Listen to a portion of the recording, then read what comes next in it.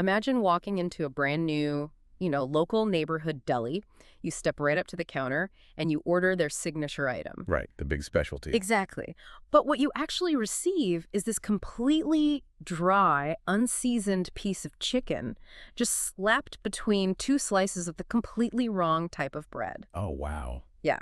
So you politely point out the mistake to the staff, and the security guard, who, by the way, has apparently been reassigned to bussing tables, just screams a completely banned expletive directly into your face. That is just incredible customer service. Right. And the cost for this entire culinary and customer service experience, $50. A bargain, really. I mean, you'd think they'd be out of business in a day. But no, this deli is not only packed to the doors, it is wildly, undeniably profitable. It's wild. So welcome to today's deep dive. We are talking directly to you, the listener, because you really need to hear this one. We're looking at a case study that just completely shatters every conventional rule of business expansion, supply chain management, and frankly, basic human resources. It genuinely does. Yeah. I mean, it forces us to completely reevaluate what consumers actually value in a retail environment. Oh, totally. Because we are examining an ecosystem where operational failure isn't like a bug. It is arguably the primary feature. Yeah, it's baked into the business model. Exactly. When you look at the standard textbook models of scaling an enterprise, everything is predicated on predictability. You eliminate variables. Right. You want things to be boring and steady. Yes. But the organization we're analyzing today, Big D's, they operate on a completely inverse logic. They maximize variables, they ignore core competencies, and they substitute structured planning with just sheer unbridled optimism. I am absolutely fascinated by this crew. For those of you who have followed our previous explorations into this local commerce scene, you know that Big D's supermarket isn't just a grocery store. It is essentially a living, breathing sitcom. That's probably the most accurate description of it. It really is. It is this wacky, chaotic workplace where complete disasters are cheerfully rebranded as, growing pains. And despite a profound, almost breathtaking lack of operational knowledge, everyone there genuinely deeply cares. They do. They really have a heart for it. They have the store motto, which is just try our best, and they weaponize that motto against literally every obstacle the universe throws at them. Which, honestly, is a remarkably resilient organizational culture. Oh, for sure. Because to truly grasp the magnitude of what they attempt this week, this sudden, violent pivot into the restaurant industry, we really have to look at the foundation they're launching from. We have to talk about the volcano. We do. Yeah. Because the supermarket itself just survived a literal geological anomaly. I still can't get over this detail. I mean, the grocery store was closed down for months because an underground volcano erupted directly beneath the produce aisle. Just an everyday retail hazard. Right. And we have to mention the context here because you literally cannot write this stuff. The widely circulated rumor is that this localized tectonic event was triggered by an illegal monkey henchman mining operation happening right under the foundation. I mean, from a risk management perspective, a subterranean primate mining operation triggering magma displacement is, well, generally not covered by standard commercial property insurance. No, definitely not on the standard form, but that's where the absolute genius of the owner, Bernicus Macaronis, or Big D as he goes by, really shines. He didn't just accept defeat. You got creative. Very creative. He secured what the team refers to as special volcano insurance. Yes, courtesy of a rather overcompensated staff member named Linguini, whose uncle seemingly facilitated this highly bespoke policy. Yeah, I think we can all read between the lines on Linguini's uncle and his alternative banking methods. But setting aside the highly dubious origins of the capital, look at the spin Bernie puts on this. He's the ultimate optimist. He takes a natural disaster and turns it into a massive capital improvement project.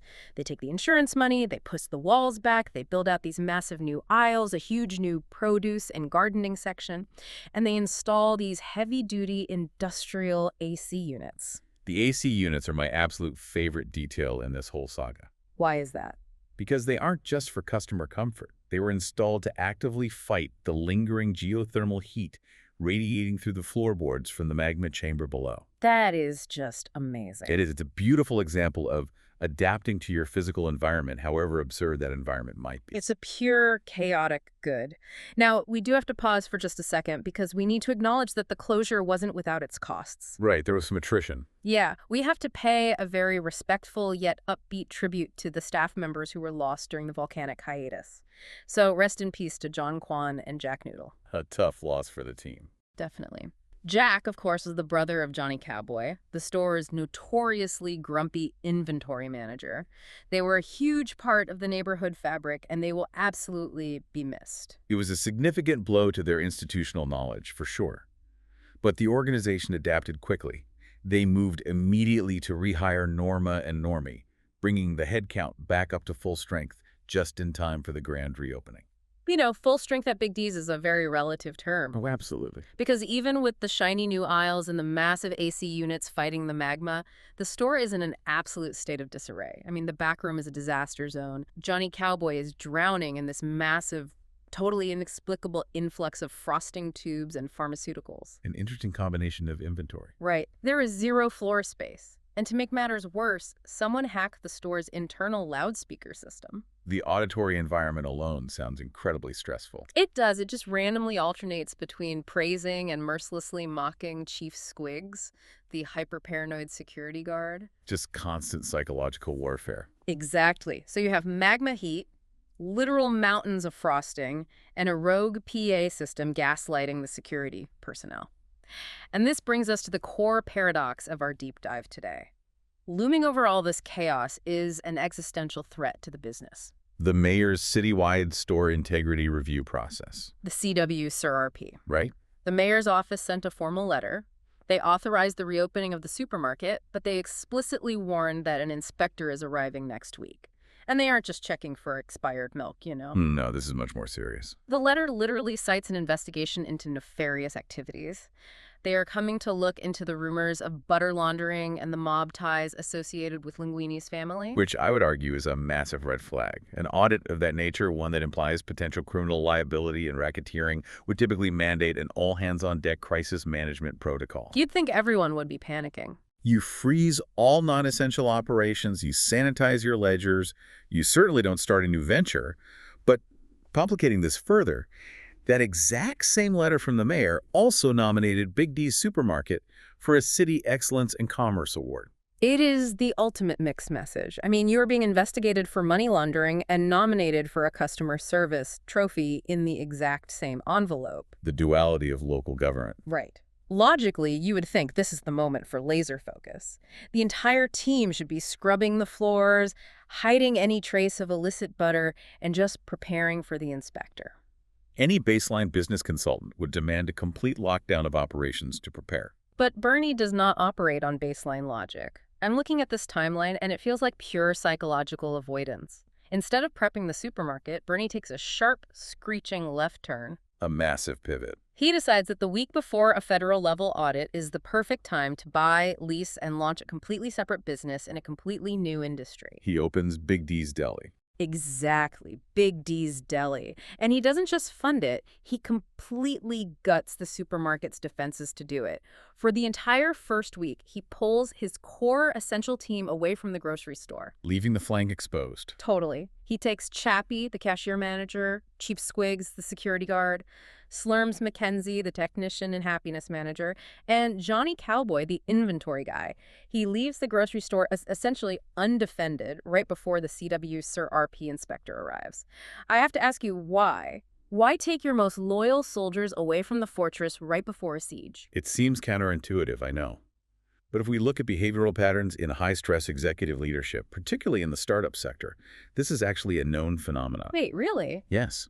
We see founders initiate massive, disruptive pivots right when their primary business faces an uncomfortable reality or a plateau. But a pivot usually happens when a product is failing to find a market, right? His supermarket isn't failing, it just survived a volcano and has a massive local following. Opening a deli isn't a strategic pivot, it sounds like he's just running away from the frosting tubes. Well, that is precisely what it is. It's a psychological reset disguised as entrepreneurial expansion. Think about the tech company Slack. Oh, the chat app. Right. They started as a video game company. The game was incredibly complex, it was bogging down, and the founders were stressed. Instead of pushing through the misery of fixing the game, they pivoted to focusing entirely on the internal chat tool they had built to communicate with each other. Because it was easier. It was a new, shiny, controllable problem. Bernie is looking at a grocery store fraught with mob ties, hacked PA systems, and an impending audit. The deli represents a blank slate. Ah, that makes so much sense. It's a clean kitchen. It's a new dopamine hit of creation where he doesn't have to think about the mayor. Okay, that actually tracks perfectly. He is basically self-medicating his managerial anxiety with a new lease on a commercial kitchen. Exactly. So the core team marches over to this new deli location on day 0. They're doing prep work, getting the lay of the land, and Bernie, ever the inspirational leader, decides to give a motivational speech to set the tone. Yes, the famous Work Smart address. Yes. He gathers this crew of eccentric supermarket veterans and tells them they need to work smart.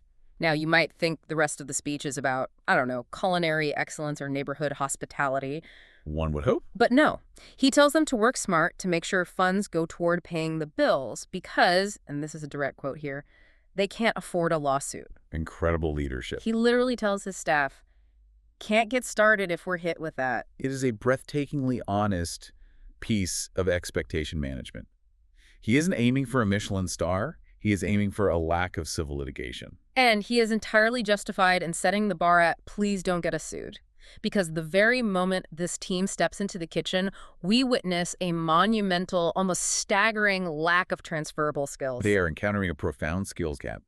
They are transitioning from an asynchronous retail environment to a synchronous food production environment. Let's really paint a picture of what that means for you, the listener, because these guys are absolute masters of the packaged good. Right, if it's in a box, they're great. Johnny Cowboy can move a pallet of butter like nobody's business. Slurms can put a cardboard box on a shelf perfectly.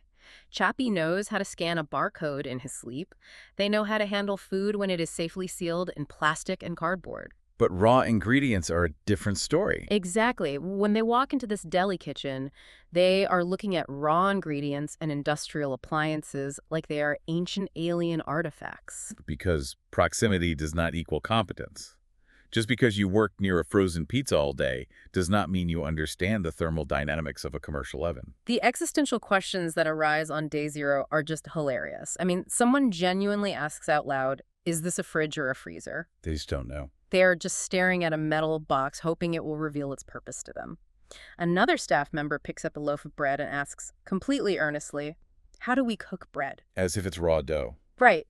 And the best response comes from a coworker who just points at it and says, that looks like bread to me. They don't even know if it's a finished product. It highlights a fascinating disconnect in the modern supply chain. When you only ever interact with the final stage of a product's life cycle, the genesis of that product just feels like magic. Totally. They're asking whether food preparation should be done with tools or my hands. They're starting from absolute zero. It's like being shoved out of an airplane in midair, handed a box of loose bolts and sheet metal, and being told, okay, figure out aerodynamics before you hit the ground. It's a very apt analogy. And of course, when you try to build an airplane while falling, things are going to catch fire. Which brings us to the grill testing disaster. The first real stress test of the physical infrastructure. Right. They decide they should probably figure out how the appliances actually work before paying customers arrive. So they fire up the new grill, and almost instantly, they incinerate a piece of chicken. Just immediately up in flames. The smoke billows out, and the brand new fire alarm starts screaming through the deli. Absolute panic ensues. And who steps up? Chappie. The cashier. The hyper-responsible cashier who is used to just standing safely behind a scanner. He grabs a fire extinguisher and blasts the grill, basically saving the entire building on day 0. But look at how the organization processes this near catastrophe, though. Oh, they spin it as a massive victory. Bernie basically declares that the systems were tested successfully. He's like, hey, we know the smoke detector works, we know the extinguisher has pressure, and we know Chappie has fast reflexes. It's a win. He is accidentally employing a very modern software development methodology. Which is what? Fail fast. You want to break your systems in the sandbox environment before you deploy them to the live user base. Oh, I see. They stressed the kitchen to the point of combustion before a single customer walked in. So In Bernie's highly optimistic framework, this was actually an optimal training exercise. Well, the fire does force Bernie to make his first real operational adjustment, at least. He realizes that having 5 guys just staring at a smoking grill is a recipe for disaster. The whole too many cooks in the kitchen concept is no longer just a metaphor, it's a literal safety hazard. So he institutes rigid roles. He enforces the specialization of labor, attempting to compartmentalize the chaos. He puts Chappie on the register, which is brilliant. Keep the cashier on the cash. Bernie takes on the sandwich prep himself. Johnny Cowboy, who apparently has a knack for raw protein, is assigned to cook the chicken. Slurms is designated as the floater. Makes sense so far. And then Chief Squiggs, the highly paranoid security guard, is put in charge of the bread station. And that specific assignment, putting a security guard on bread duty, creates an immediate psychological bottleneck. Oh, it causes a meltdown almost instantly because Johnny and Slurms, who are just naturally curious guys, wander over to the bread station to see if they can help figure out how to cut it. And Squiggs completely loses his mind. Just snaps. He screams at them, "I'm in charge of the bread. Move it up." He treats them like shoplifters trying to breach a perimeter. I'm guessing this isn't really about the bread, is it? This is an identity crisis. Exactly. Think about it. At the supermarket, Squiggs was the authority. His domain was the entire footprint of the store. He monitored cameras, he stocked the aisles, he was the law. He had power. Right. Now, Bernie has stripped him of his badge and given him a cutting board. His entire territorial instinct has been compressed from a 10,000 square foot grocery store down to a 3-foot stainless steel counter. And he defends those baguettes with the exact same lethal intensity he used to defend the jewelry case at the supermarket. It is a severe misallocation of personality types. You just don't put a guard dog on an assembly line. You really don't. But from Bernie's perspective, Yeah. he has successfully delineated the workflow. He even announces a staff discount policy to boost morale after the fire extinguisher incident. The roles are set, the smoke is cleared, and they are theoretically ready for the grand opening. Which launches us into the reality of customer service. Day 1 arrives, the doors open, and, well, it's incredibly slow. Very few people actually walk in. Which is probably for the best. But the staff is operating at such a high frequency of anxiety that their customer service becomes completely unhinged. They exhibit severe over-attentiveness. They are practically swarming the customers. The first few people who sit down to eat are subjected to constant rapid-fire check-ins. How is it? Is it good? Do you need a napkin? Are you enjoying the chewing process? Oh my goodness. They are just standing over these poor locals, intensely monitoring their facial expressions. It's a massive overcompensation. They're deeply insecure about the product they are serving, so they try to smother the customer with hospitality to mask the culinary deficiencies. And we really do need to examine what exactly they are serving because it's rough. We do. The menu. It is a masterpiece of lowered expectations. They hype up this brand new deli, they open the doors, and the menu consists of exactly one item, one single choice. The flagship product. It is called the Big D's Classic. And its composition. It is a grilled chicken breast sitting on a dry sub-roll, period. Full stop. Nothing else. No cheese, no mayonnaise, no mustard, no lettuce, no tomato, just hot, dry protein on room temperature carbohydrates. Even internally, this raises red flags. Some of the staff members actually break rank and point out to Bernie that this is an objectively terrible sandwich. They know it's bad. They voice concerns that it is entirely too dry to consume comfortably. But Bernie holds the line. He gets very defensive and says they are just starting off and they can't get bogged down in additional things right now. Though in a rare moment of vulnerability, he does admit it would be devastating if they weren't able to secure cheese in the near future. Bernie is accidentally executing a textbook business strategy here. In product development, particularly in tech, this is known as an MVP, a minimum viable product. I've heard that term, but an MVP assumes you are gathering user data to iterate. Yeah. Are they actually deploying a strategy, or are they just terrified of the logistics of slicing cheddar? It's a bit of both, honestly. An MVP is the absolute most stripped-down version of a product you can release that still technically fulfills its core function. If your goal is to build a car, you don't start by building a steering wheel. You build a skateboard that gets the user from point A to point B. Then you build a scooter, then a bicycle, then a car. I see.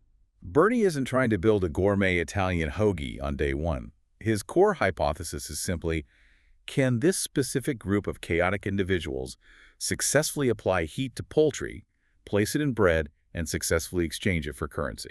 And the dry dog, as they affectionately start calling it, proves that hypothesis. Barely, but it does. Exactly. The dry dog is a skateboard. The cheese is the version 2.0 feature update. By artificially constraining the menu to two physical items, chicken and bread, he drastically reduces the cognitive load on a team that just yesterday didn't know if a fridge was a freezer. That's a great point. It is an incredibly disciplined, if utterly unappetizing, approach to scaling operations. So day one is slow, but because the MVP is so incredibly basic, they manage to get the orders out.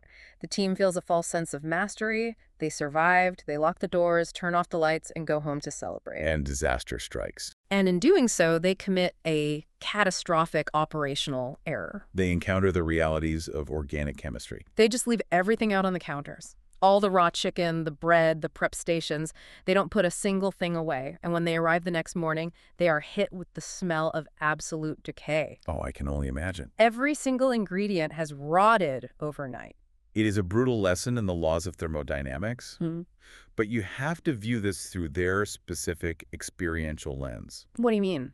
Well, in their previous roles at the supermarket, they primarily dealt with two states of inventory: non-perishable dry goods in cardboard boxes, or perishable items that permanently lived inside massive, self-regulating, climate-controlled display cases. Oh, right. They never had to manually intervene in the temperature state of a product. It's hilarious to picture them standing in the kitchen, staring at a pile of gray chicken, and having the collective realization of, oh, right, the ambient air destroys things now. A harsh awakening. It's an expensive mistake, but true to form, they don't dwell on it. They clean it up, and they decide that day two is the day they iterate.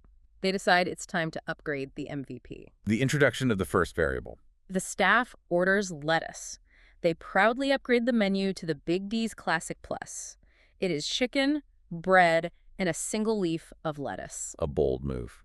And I want you to walk me through the mechanics of what happens next, because the result of adding one solitary vegetable to this kitchen is total, unmitigated operational collapse. It shatters the system completely. It's pure chaos. The lines are suddenly out the door. People are hovering around waiting for seats. Chief Squiggs goes completely missing.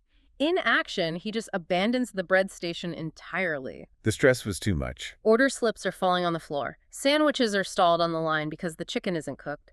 Wrong orders are being marched out to the wrong tables. It is a bloodbath.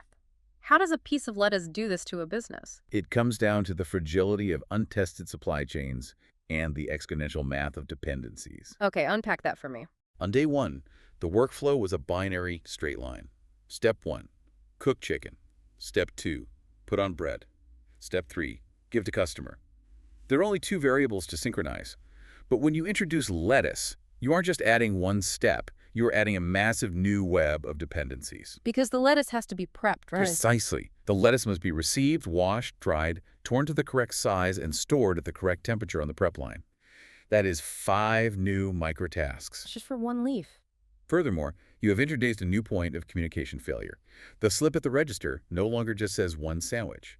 It must now clearly differentiate between a classic and a classic plus. All right. If Chappie mishears the customer, or hits the wrong button, or if Slurms misreads the slick, the entire output is flawed. And because they have zero buffer built into their system, any delay cascades instantly? Exactly. In a robust restaurant kitchen, you have prep cooks who ensure the lettuce bin is always full before the rush hits.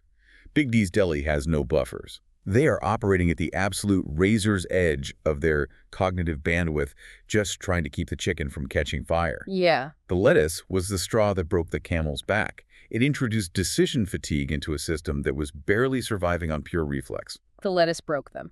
But, they are resilient. They survived the lunch rush, they closed down for the day, and they actually end day two on a massive high note. They remember to put the food in the refrigerator. That is tangible, measurable operational progress. It really is. It sets the stage for days 3 and 4, where we actually start to see what I can only describe as a flow state. The team realizes they need to optimize, so they split the party. A tactical division of labor. Squiggs and Johnny Cowboy, the two most volatile elements, let's be honest, are sent back to the supermarket to keep the grocery store afloat. Bernie, Chappie, Slurms, and a brand new character, Slurms' relative, a guy named Rowdy, take complete control of the deli. Reducing the headcount actually forces them to streamline their physical movements. They completely reorganize the kitchen geometry. They create an actual directional flow. Food is cooked and prepped in the back. The order is taken up front. The ticket is passed to a station behind the register where the sandwich is crafted, put on a tray, and handed over the counter. Cook in the back, craft in the front, serve. They essentially reinvented the assembly line. It's basic, lean manufacturing principles emerging organically from chaos. And they use this new stability to expand their technological capabilities.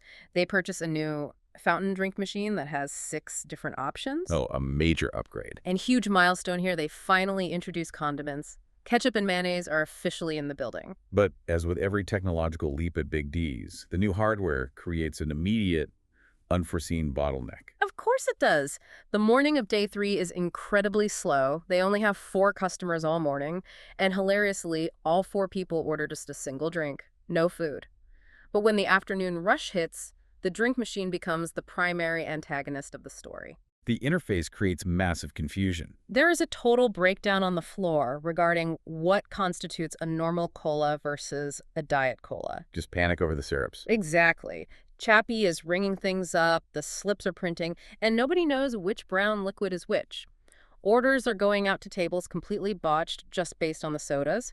And because the entire staff is crowding around the soda fountain arguing about syrup ratios, the bread in the back oven gets completely incinerated. The distraction causes a failure in the primary production line. Bernie walks over, looks at the smoking, ruined bread, looks at the chaotic soda situation, and he delivers the ultimate, tired, philosophical summary of the entire industry. He just sighs and says, "That's food service." He is achieving a state of Zen acceptance regarding the inherent entropy of the universe. He also makes this incredible analogy that I absolutely love. He points at the soda vending machine and calls it the first boss, like in a video game. That framing is actually a brilliant way to analyze their progression. It is so perfect. The deli operates exactly like a real-time strategy video game. The staff started with a bare map and basic resources on day 0. Through trial and error, they are slowly gaining experience points, and they're unlocking new tech trees. It really fits. The lettuce was a level up. Remembering to use the fridge was a newly acquired skill. And on day 4, we see Chappie unlocking cosmetic upgrades. He starts decorating the front register area with the Asian-inspired themes he utilized back at the supermarket to improve the customer environment. Boosting the aesthetics stat. Exactly. They also unlock a pre-filled cup strategy to bypass the soda bottleneck. They are actively leveling up their base. But, as any gamer knows, as your base expands and you level up, the difficulty scaling gets brutal, and the increased volume pushes the staff to their psychological breaking points. Which brings us to the ketchup paradox. Ah, yes. This is a classic systems failure. The store is packed, the line is out the door, Slurms is on sandwich assembly duty, moving as fast as he can. A customer brings a sandwich back to the counter and angrily complains that there is ketchup on it. Right. Slurms looks at the ticket, looks at the customer, and absolutely snaps. He loses his mind. Why? Because the order slip printed by the register clearly stated that the sandwich was supposed to have ketchup. It is the paradox of bad data entry, known in computer science as garbage in, garbage out, or GI go. Let's really dig into this because this happens in every corporate environment, not just Delis. What is the mechanism of failure here? Well, in a supermarket, Chappie's job was foolproof. He scanned a barcode. The barcode is an absolute truth. It perfectly transmits the data of the physical object into the digital ledger. Eep, it's a box of cereal. Exactly. But in a deli, Chappie has to act as a translation layer. The customer speaks words. Chappie has to interpret those words, navigate a touchscreen interface, and press a button to generate a slip. That translation layer is highly vulnerable to human error, especially under stress. So Chappie just hit the wrong button on the screen. Exactly. But from Slurm's perspective, he is the processor. He received a piece of code, the slip, and he executed that code flawlessly. He applied the ketchup with mathematical precision. He did his job. The error was in the user interface.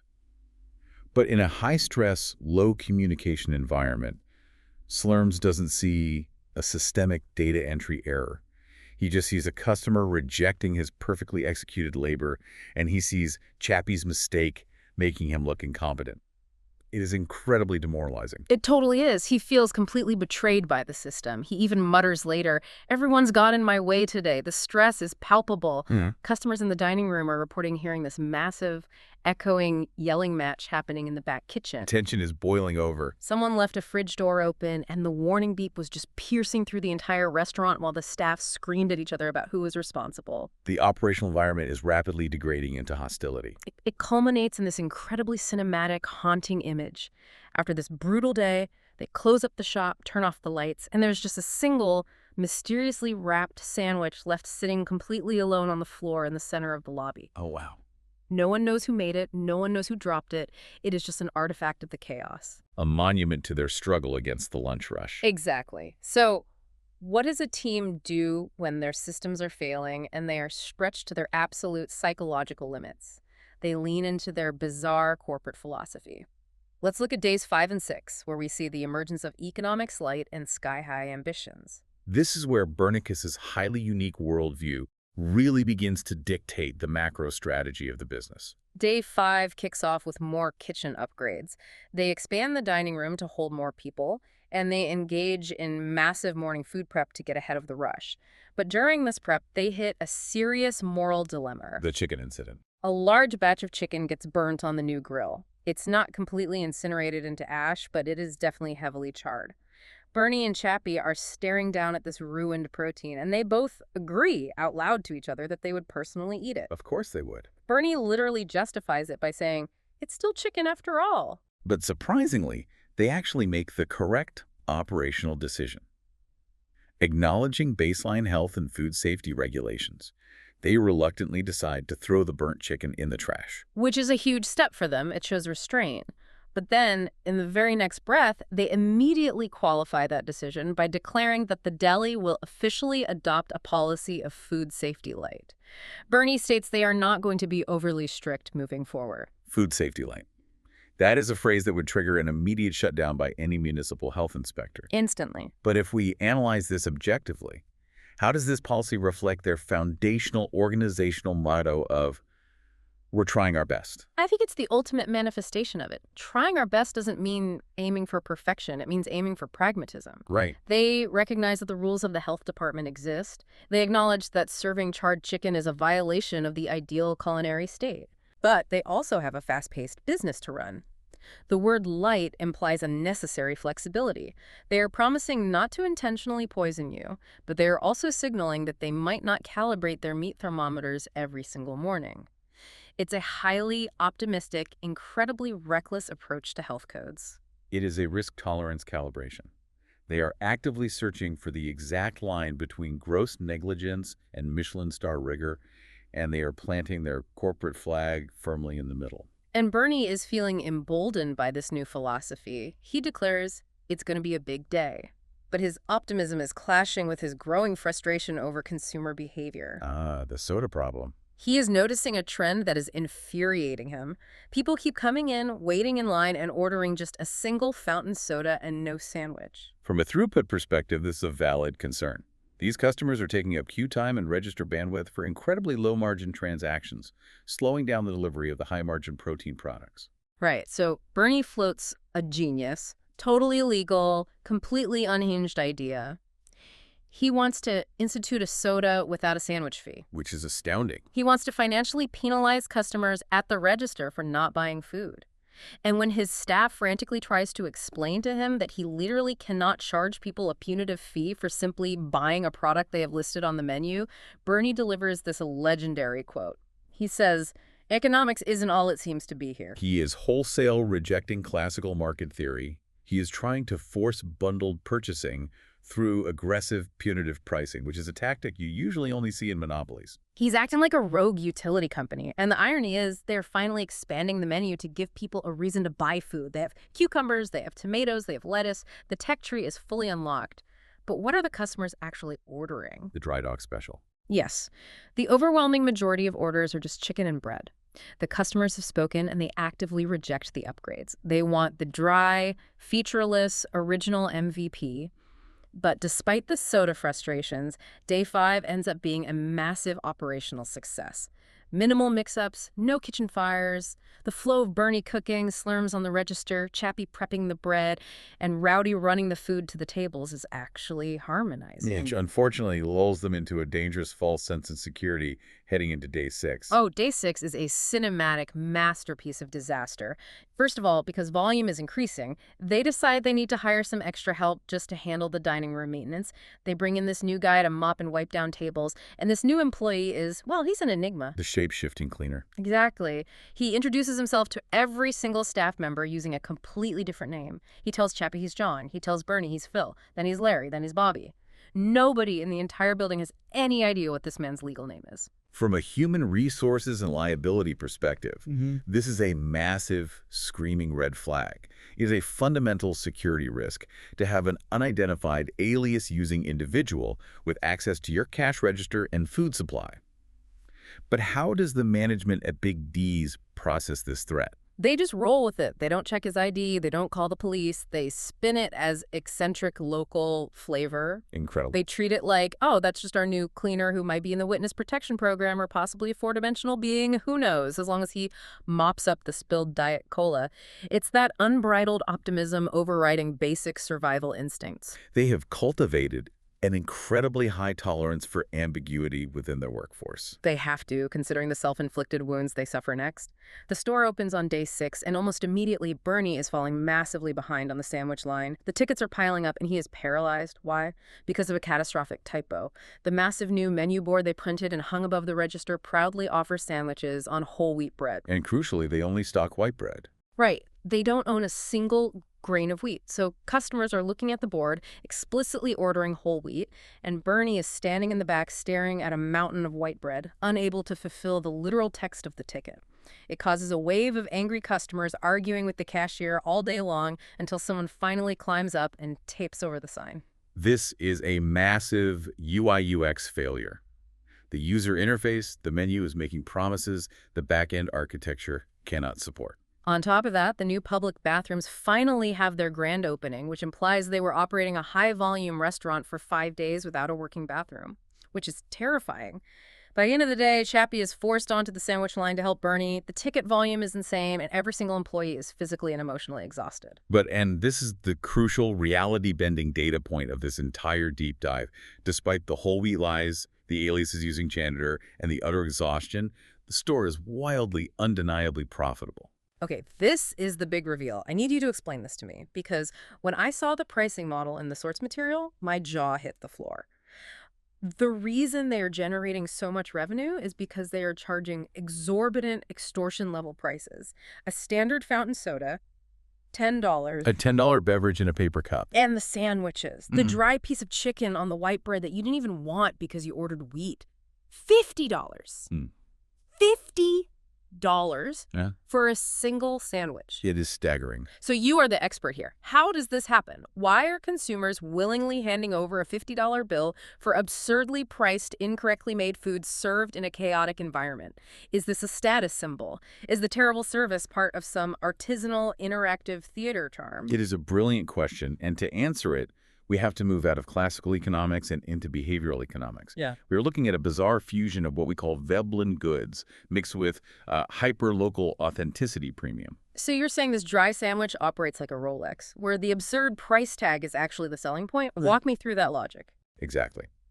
A Veblen good is an item for which consumer demand actually increases as the price increases, specifically because of its exclusive nature and appeal as a status symbol. Right. Now, obviously, a dry chicken sandwich served by a man named Larry Phil Bobby is not a traditional luxury item, but you have to contextualize the local ecosystem. Big D's is a cultural touchstone in this neighborhood. They survived a subterranean volcano. They are a beloved, scrappy, unpredictable crew. Yeah, everyone knows them. So by charging $50, Bernie isn't selling a sandwich based on its caloric or culinary value. He is selling a souvenir of the experience.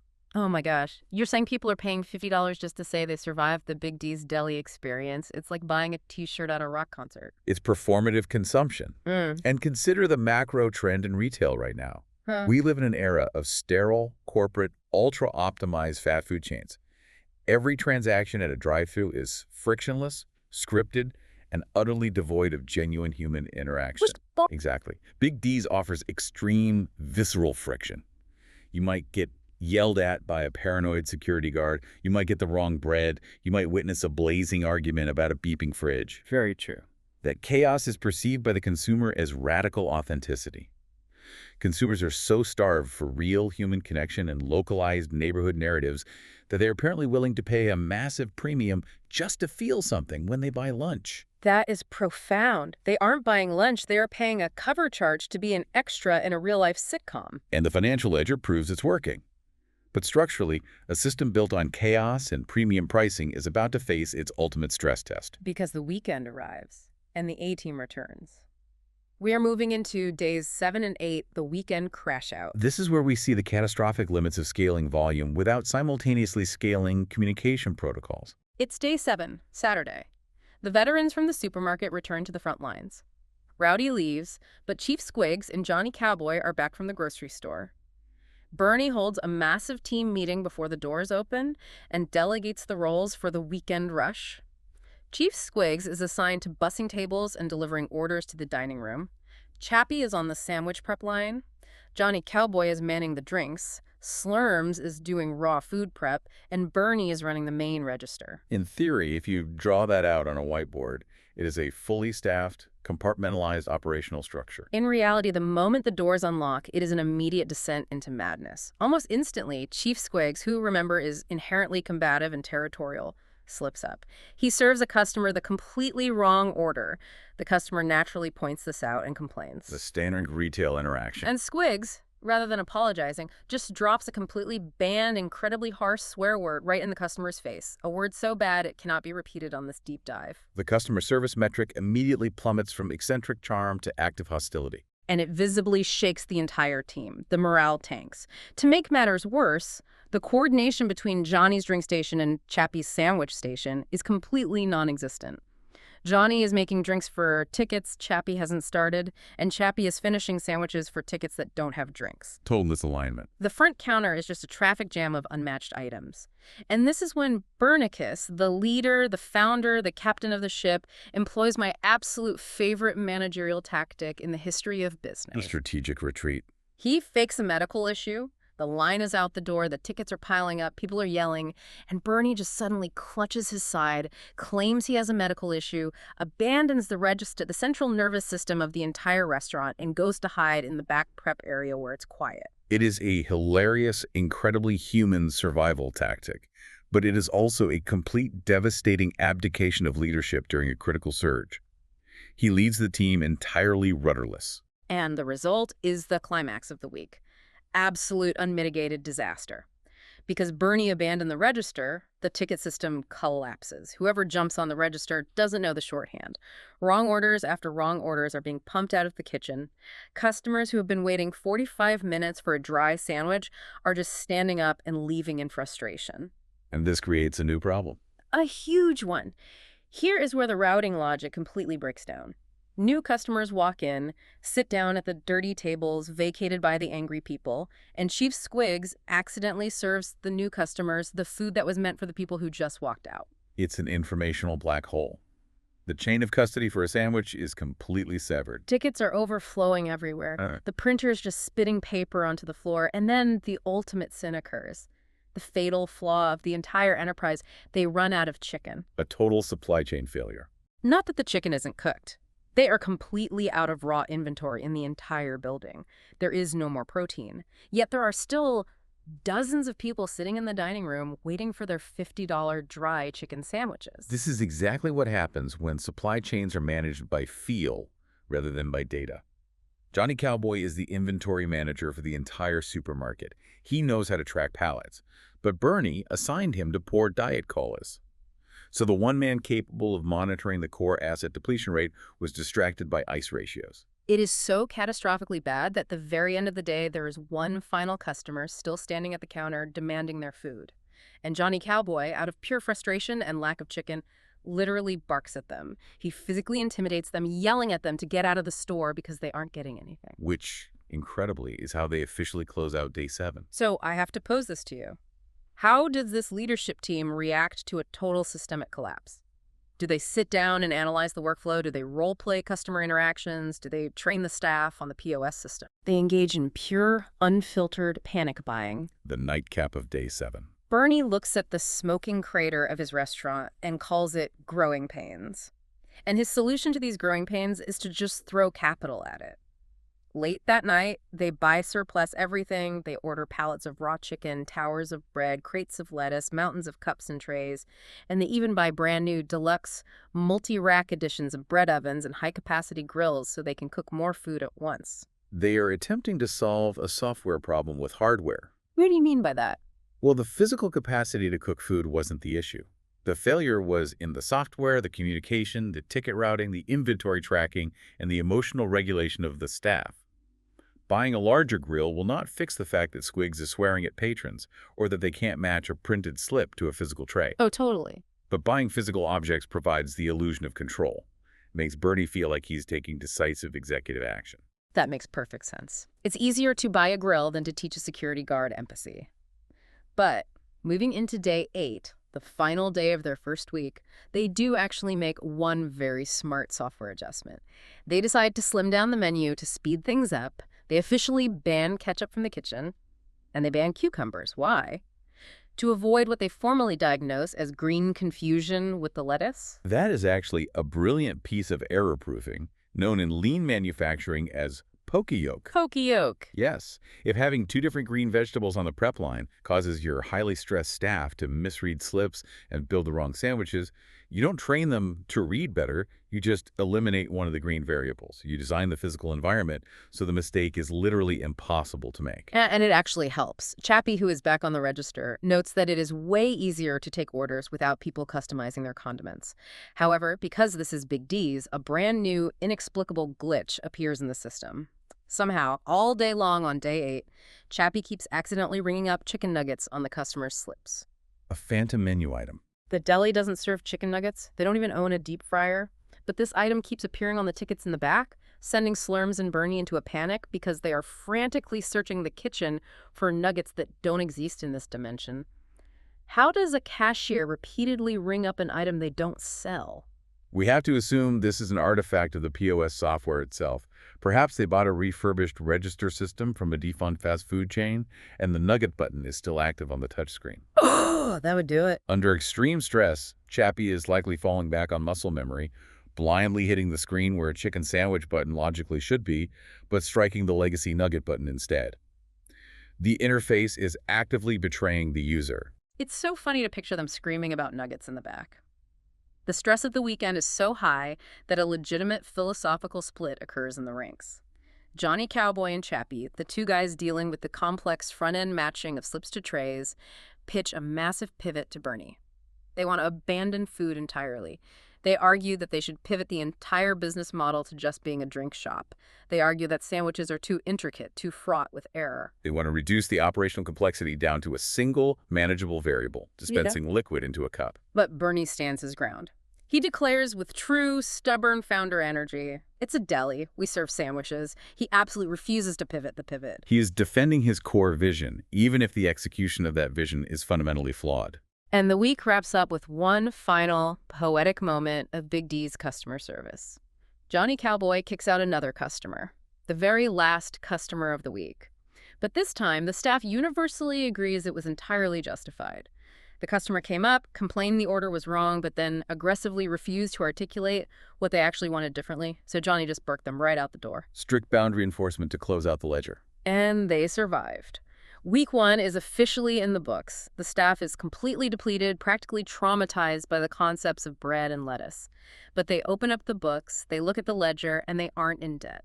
Thanks to the $50 price point, they are incredibly profitable. Despite violating nearly every principle of traditional restaurant management, the raw, chaotic energy of the enterprise and the willingness of the neighborhood to fund it sustained them. Which sets up our final section perfectly.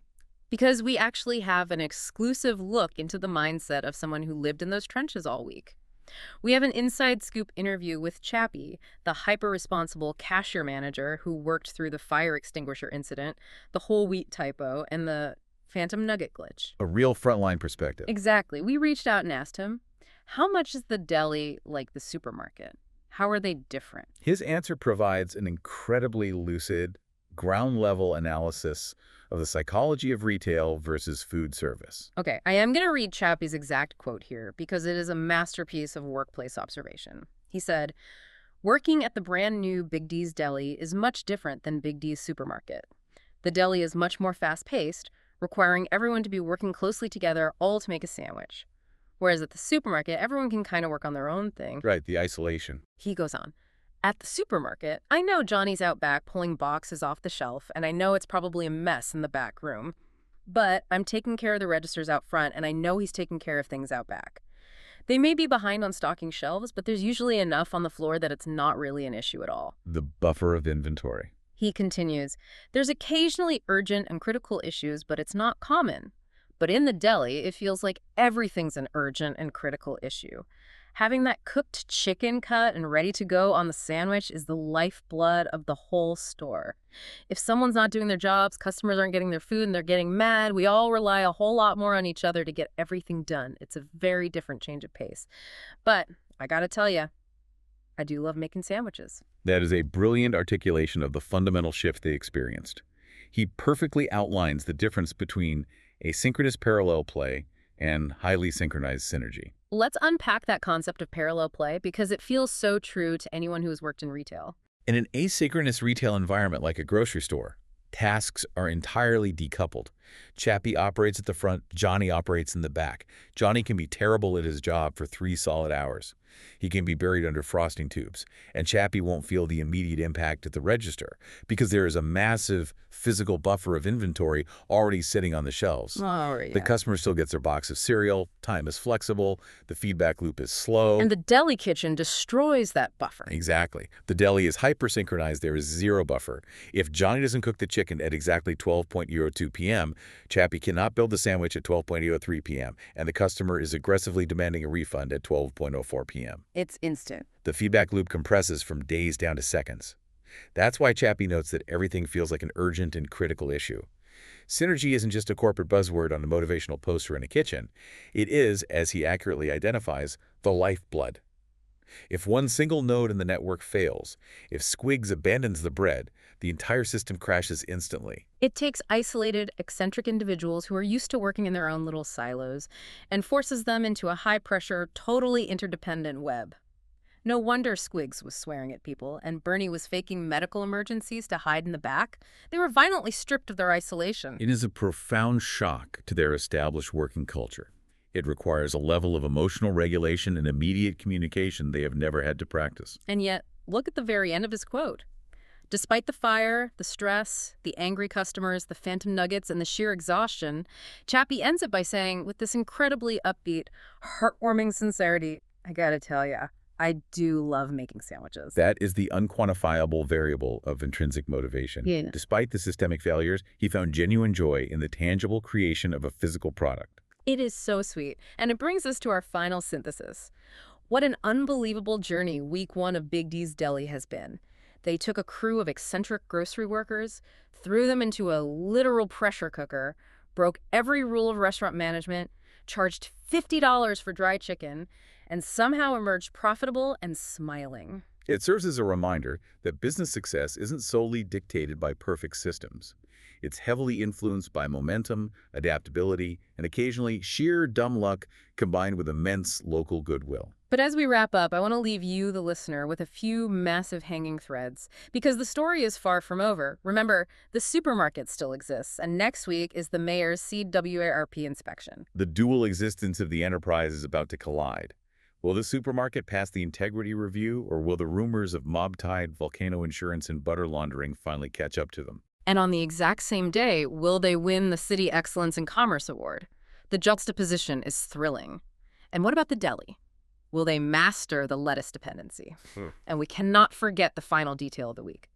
Right as they closed the doors on day 8 with all their panic-buying profits, they ordered a special, highly dubious, incredibly mysterious piece of hardware simply labeled the sandwich-making machine. A technological Hail Mary. Nobody knows what it is or how it works. Half the staff thinks it's a complete scam. Will it save their workflow, or will it become the new final boss? We will have to see. But I want to leave you with one final provocative thought to mull over on your commute or while you wash the dishes. Let's hear it. We started this deep dive talking about the expectation of precision in business, the clean spreadsheets, the flawless franchising. We live in a world absolutely dominated by ultra optimized, sterile corporate chains where every interaction is heavily scripted and every burger is scientifically identical to the last.